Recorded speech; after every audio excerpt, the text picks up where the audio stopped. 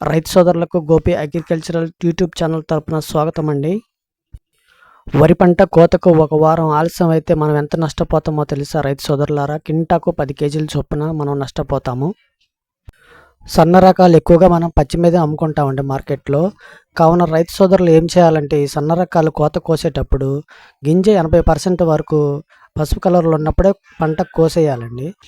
గింజలో తేమ తగ్గిపోతే గింజ బరువు కూడా తగ్గిపోతుంది. ఈ మధ్యలో వర్షం ఏదైనా పడితే మొత్తం నష్టం అవుతుంది. మార్కెట్లో ధర కూడా తగ్గిపోతుంది. కావున రైతు సోదరులు ఎప్పుడైతే మన వరి పొలంలోని వరి కంకులు 80% ఎర్రగొలుసు వేయగానే మనం వరి పంట చెప్తుంది, ఇప్పుడు కోత వేయండి, నేను సిద్ధంగా ఉన్నాను. కానీ మనం వారం ఆలస్యం చేస్తే గింజ బరువు కోల్పోతుంది, నాణ్యత తగ్గుతుంది. కావున పచ్చిగా అమ్ముకునే రైతు సోదరులు తప్పకుండా ఇవి పాటించండి.